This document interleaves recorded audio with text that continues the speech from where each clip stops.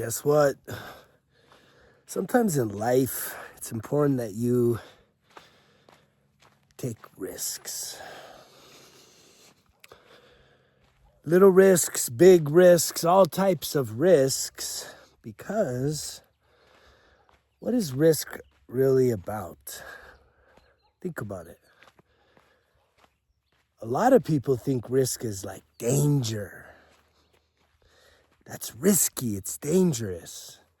But risk is different than that. Risk should usually be something that is like you facing your fear. You having a hunch or maybe even a belief in yourself and saying, you know what, I'm going to take a chance. I'm going to place a bet. I'm going to gamble on me doing this and coming out the other side. Now, there are some risks, clearly, if you're, gambling and overexerting yourself in certain ways where there's not strategic planning. But see, you can reduce risk by 1, increasing your confidence, 2, increasing your clarity, and 3, by really understanding the situation that you're confronted with. And yet, there's that saying, no risk, no reward. And yet, here we are, moving through the month of June, whenever you're watching this. Most of these messages are pretty timeless. But the summer is starting to kick in. It's not officially summer yet, but here in the Northern Hemisphere, we consider June part of summer. And yet a lot of people use this time to ease up. But if you're honest with yourself, you've already been easing up, right? It's kind of like we need to get off of the easing up and start doubling down, quadrupling down, 10xing our efforts. We need to really start putting in the work so that you can reap the reward. And sometimes reaping rewards takes a little bit of risk. And there's a million ways to look at the risk. The risk doesn't have to just be, kind of wishful thinking. Risk is literally saying, if you've ever thought about putting a message out there to the world, like you can feel like that's a little risky because guess what? People are going to judge you. Some people are going to like you and some people aren't going to like you. And for you, that could be a risk to be seen, to be heard. Maybe a risk is to switch up something in your personal life. You might think that that's a little risky because you're so comfortable with what you currently have, even if it's not fulfilling. And if you're okay with that, then just keep doing it. I don't really believe there's a whole lot of sense in watching stuff like this if you're somebody that's not action-packed, driven,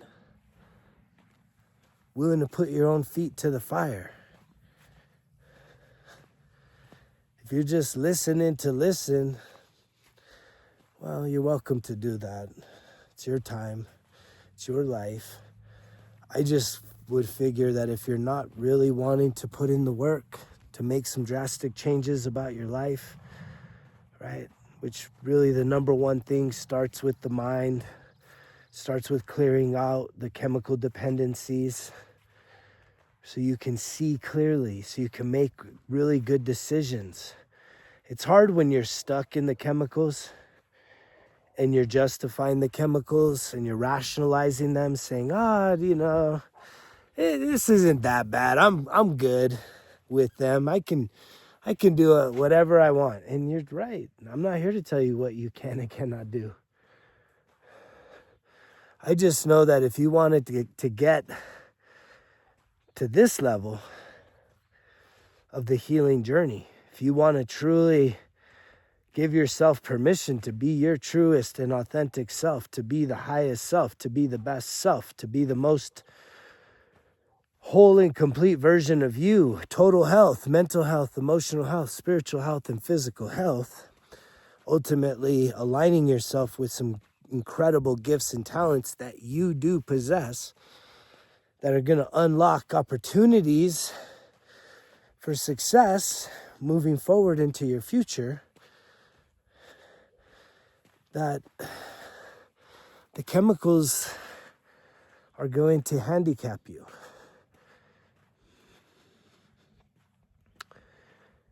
And to me, it's just like, I don't know. If I rewound the tape and went back 14 years ago and I heard this guy pop up, hey, I figured it out, man. I've healed. I don't drink no more. I don't do no drugs. Doing life on life's terms, total life transformation. I've learned how to be at peace with myself, be true to myself, learning every single day deeper and deeper levels of self-awareness, self-mastery, how to heal emotional wounds, how to truly sit with myself, process the old stuff. And in doing so, the benefits that I reap from that are being aligned with the purpose of my life and having fulfillment in that. Knowing that when I put myself in places that are not in alignment, it's very obvious, and I'm no longer willing to compromise myself the way I used to, which was like self-abandonment, a lot of self-abandonment, a lot of self-sabotage, self-sacrifice, which that's where most people find themselves. And we do it for the most basic of reasons, right? It's to feel accepted, to feel like we belong. Because if we're not wearing a mask, and we have abandonment issues, or we got low self-confidence, then you are obviously hiding your courage, because it's there. You actually do have courage. You just need something to activate it. And sometimes that's taking a risk.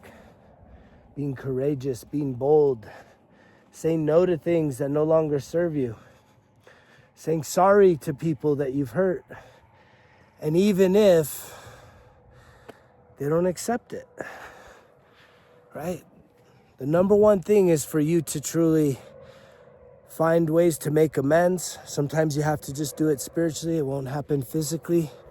But if you are given an opportunity and you have a memory or a recollection of a time that you weren't kind to somebody that you do still interact with, it's never a bad time to just say, hey, you know what? I mean, just totally out of the blue. It's like kind of funny when you do it like that. It's like you kind of just doing your small talk, and just out of the blue, you have a memory of a time that you were cruel or mean or harsh, unloving, unkind to somebody, and you say, hey, you know what? I've been needing to get something off my chest. I'm really sorry for how I XYZ, whatever. People are like, whoa, really? It feels so good. That spirit of forgiveness is some really good medicine. If you're someone that's feeling stuck in life, one of the biggest ways that you can start to get unstuck, it starts with the forgiveness, right? And it's not just forgiving others, it's forgiving yourself. Because when you're carrying around all that anger and frustration, bitterness, justified or unjustified, I mean, you know, when someone has done something to violate you, to harm you, it's painful. It fucking sucks. But is there a way to see it from the lens that you asked for it, right? You wanted them to slap you in the face with the steak. You know, you ordered this. You ordered this life. But the thing is here's what you didn't order. You did not order, you ordered the lessons necessary to take you through the lower vibration, the suffering, whatever those patterns are. But what you did not order was the woundedness that keeps you there forever, for the rest of your life. What you ordered was a linchpin that activates you. And I guarantee you, for some of you, guess who that linchpin is? This motherfucker. Right? If you're hearing this message, hearing it, meaning it's hitting somewhere deeper. This ain't just like in the mind. It's just like, man, he just pops up on here and he just starts talking, and next thing you know, he's talking about things that relate to my situation, and you're not asking yourself, how the fuck? It's not an accident. It never's an accident. But see, the thing is if you are hearing it, you should also be responding. Because just like I just said, the whole purpose of this experience is for us to experience all these bad things, but to awaken to the reality that we are not defined by those things. We are to transcend that. The patterns of abuse, the patterns of emotional trauma and pain and bitterness and anger and suffering and guilt and shame, to shed all that, to cleanse your mind, your soul, your body, your energy, to cleanse it. Healing is to release. Healing, emotional healing is release. It's not like a cut. Look at that. That cut's almost gone. I'm talking about my cut on my finger. Emotional healing is all about release. You have to acknowledge it. You have to really, really, really zero in. What happened? What hurt you? And I know I make it sound easy. But the thing is why does it have to sound hard? Why should I make it sound so difficult? Why should I make it sound like the most dreadful experience ever? You've already lived through the dread. You just have to go back and close it out by facing it and releasing it. That's what it takes. And it is not hard, but it is challenging. Because it's scary. And it's really like, that's the mystery of all this stuff, the emotions, is because we basically, it's been the blind spot in humanity, is how to heal the emotions. It's been the blind spot. We've known how to numb the emotions, and many businesses have definitely understood that better than us, and they have marketed to our weaknesses, to our pain points. And through that, we're a bunch of addicts of all types. We're a bunch of distracted avoiders of self-mastery. I mean, really, if you just sat back and asked yourself, like, why wouldn't you want to truly be the master of yourself, of your life, of at least how you feel on any given day, any given circumstance? Something bad can happen right now, like earlier today. I think I stubbed my toe, and instead of like, like just having a total fucking extroverted meltdown, I was like, that wasn't nice, right? I was like, that wasn't nice. Why did that happen? And it's just a whole different response versus just this angry and frustrated and inconvenience to me, like stubbing my toe. You know what stubbing my toe made me think of? It's like, slow down, bro. Slow down. That's what I realized in that moment. How many times have you ever stubbed your toe and you're thinking, oh, that's a sign for me to slow down. I'm moving too fast. I'm thinking too much and I'm moving too fast. Slow down. Slow down your breathing. Slow down your thinking. Slow down your walk. Slow down your talk. Slow down your thoughts. Let your mind soften. And just be present. That's what changes. That's what's transformed inside of me. When little things like that happen, it's like, slow down, bro. And the reason for that is when you're rushing, if you're always in a state of hurry, you're not in divine alignment. And when you're not in divine alignment, you're just trying to use your willpower. And that's where a lot of people suffer right now.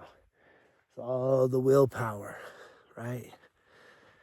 It's all on you. It's you and your energy and your efforts. And man, that's exhausting, ain't it? Ain't that exhausting?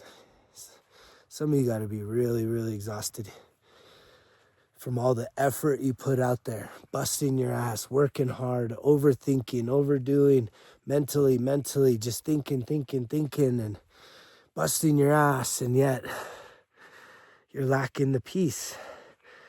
You're always feeling like you're burning it at both ends.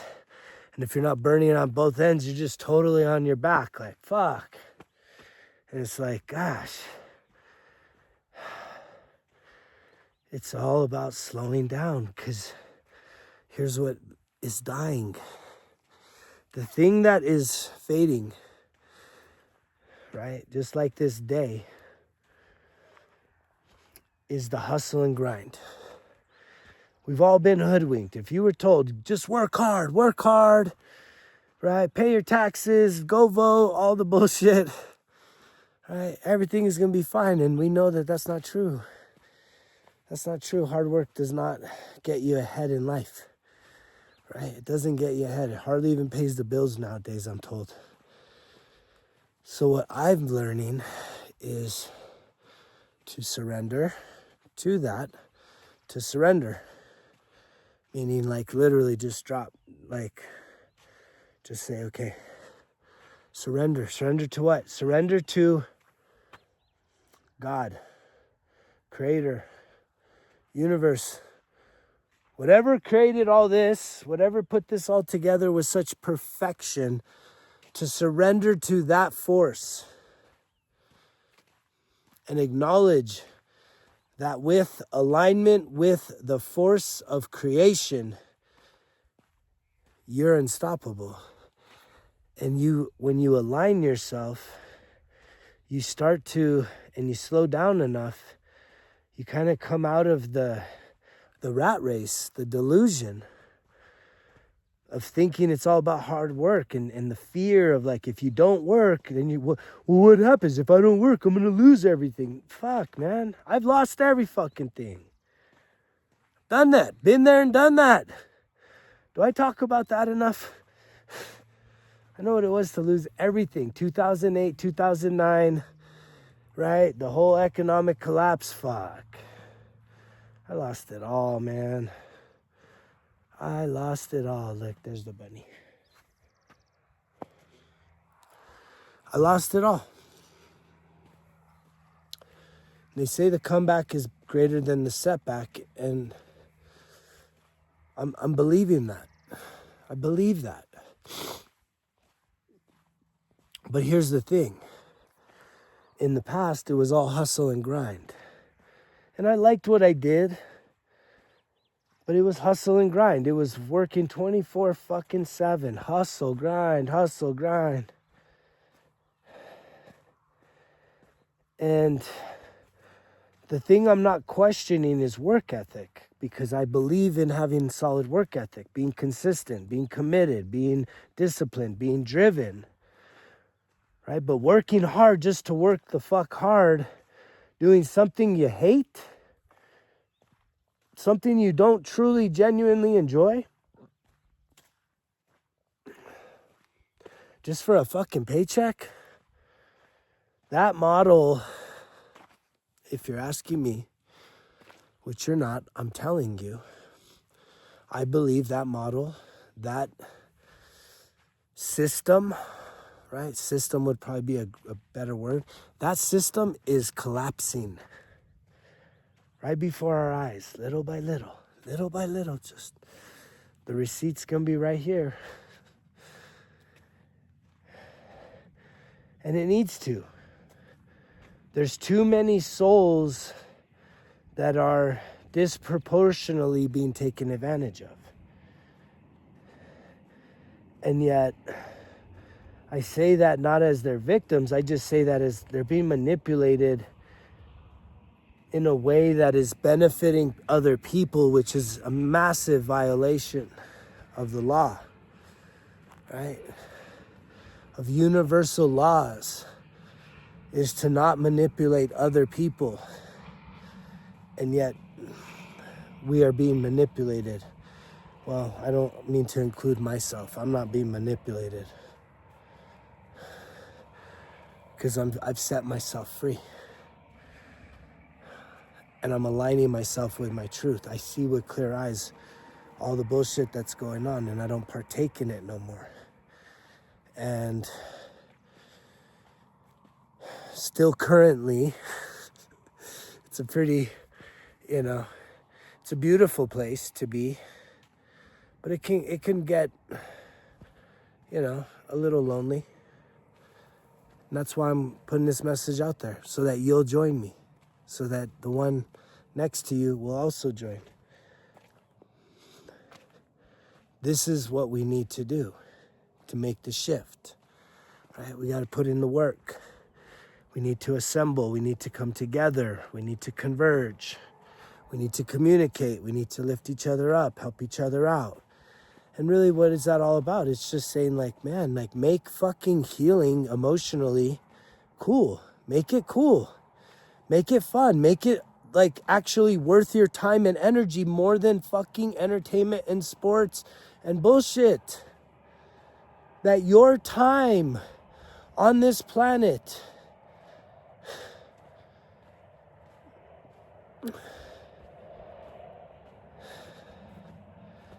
requires you to invest in the healing of your soul, the healing of your emotions, the healing of everything that's caused you harm. Think about most people's existence. Most people's existence is miserable, sad, depressed, anxious, guilt-ridden, shamed, highly distracted, pretending to be happy, finding glimmers of hope and happiness, putting all of their energy into politics or social issues or sports, right? Making that your existence. If your story was written about all the things you've done, how many of you is your routine, if we were just to be writing about the past several years? Yeah, goes to work every morning, overeats, right? Underneath the surface, miserable, barely getting by, never seems to have enough, nothing ever goes right? Feeling like this is just as good as it gets. It's just to make a movie out of that, fuck. And yet that's the life. And you're the author. You're the director of this thing. And I'm over here trying to tell you, hey, as a director myself, I literally realized that the power was me. I have the power to tell the most incredible story ever told about my life, however I want to live it. If I want to make my videos walking around, traveling all over the country and the world, guess what? This is not an accident. I have told myself this is how I want to do it. I don't want to be strapped into a studio where I can only do what I do and share my story and give my message with the world, if I'm in the studio, I don't want to be trapped like that. I want to be able to travel and be a modern day explorer all over the world, right? And that's an idea that I have, and it's something that I've acted on, and it's something that I am cultivating and creating with intention. This isn't an accident that I'm out here doing these things. Like, I write my story. Where do I write it? Journal.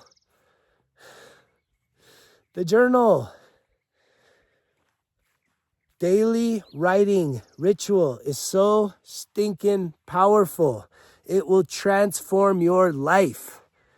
And I am so grateful to each and every one of you, and there are many, that bring the biggest smiles to my face when you click on that button down below and you order yourself a Results Kill Excuses 1% Better Everyday Journal, Volume 1. 91 days, that is the length of a summer. That is the length of a season.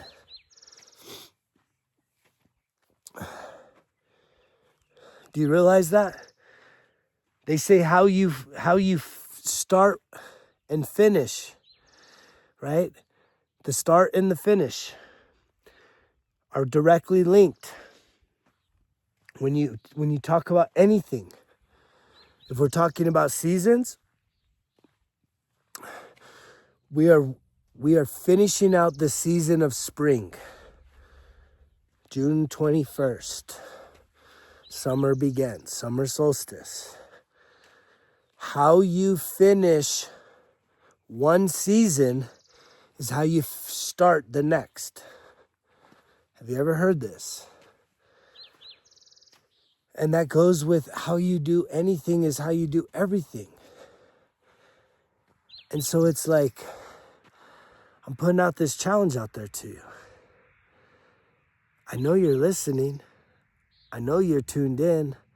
But yet, why haven't you taken action yet? Why haven't you taken me up on getting yourself a 1% Better Everyday Journal? Because you hated writing in elementary school? Man, this ain't elementary school no more. This is the real classroom. Welcome to the real classroom called life. And yes, there's writing involved for you to be successful. You can't do it without it. You're not going to figure it all out in your fucking head.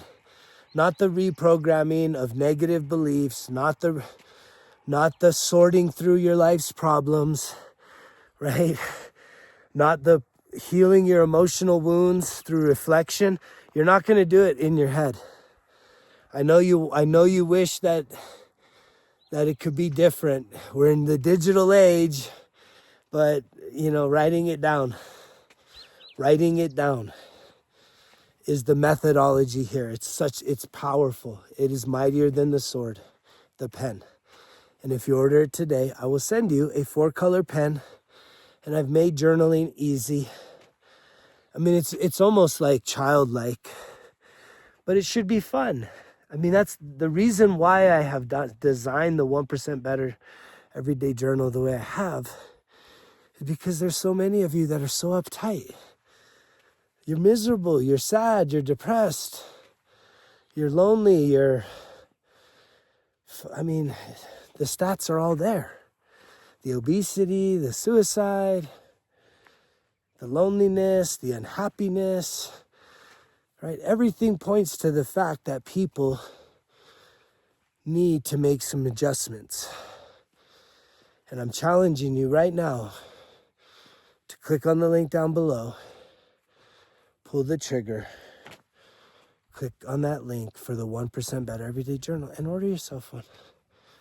When you get it and you lock in for 91 days, which is a whole season, it's going to be challenging. But that, you take it with you everywhere you go. And you just commit to giving yourself 15 minutes, 30 minutes, gradually just building up. But going every single day for 91 days, you will not be the same. And some of you are afraid of that too. Some of you are afraid of success. You want it, but you're kind of just waiting for it to show up. You don't want it have to make your luck and to truly put in the work, right? Which is sad because it's like that laziness is a disease. It's got to be, right? I pick and choose my times where I'm relaxing. And so I wouldn't even call myself lazy because I put in the work. I love challenging myself. I did a big challenge yesterday. I hadn't been in a yoga studio for 2 years. It's 2 years. And I went and did a hot yoga yesterday, and man, I could smell. I dripped. I sweat like a freaking monster in there. And yet, I can even smell some of the toxins coming out. And I'm grateful that I was able to re-engage with that practice because I love it. But it fucking kicked my ass yesterday. And so much to where I was like, I don't know if I even want to work out today. This big rainstorm was coming, and I was driving by the gym, and I was like, dude, have you ever felt worse after working out? And the answer is no. I've never felt worse after working out. Anytime, anyway. But I know that if I avoid the workouts, tomorrow I would have woke up feeling like shit. And I try to give myself some excuses. I said, it's late. It's after 5 o'clock. This is like the busy fucking time. The machines I want isn't going to be open. Guess what? It was fucking open. All the other machines were taken. That one machine, because I showed up, the one machine, which is very popular, was wide open for me. But that's because I shifted the mindset. And that's discipline. Knowing that I no longer compromise, right? I do what is necessary to keep my cup full and overflowing each and every day. Positive affirmations, journaling, breath work, grounding, spending time out in nature, cold shower, some sun gazing, exercise, eating healthy, learning new things each and every day, trying new things each and every day, and then going out there and making a difference, being generous. I love being generous so much. I love being generous. I've heard some incredible stories about people that took me up on the Tip the Total challenge. And they've just, the ripples, it's incredible to hear how, when you don't think that you can make a difference, you can. I mean, even if it's just like a cup of coffee, if you go get coffee on a regular, those coffees are, $5 nowadays or more. But for you to tip the full amount, or for you to buy the person behind you their drink, just total stranger, feels good. And especially when you're stuck, when you're miserable, man, go out there and show some love, share some kindness. Be the difference that you want to see in the world. Be the difference that you desire to see in this world.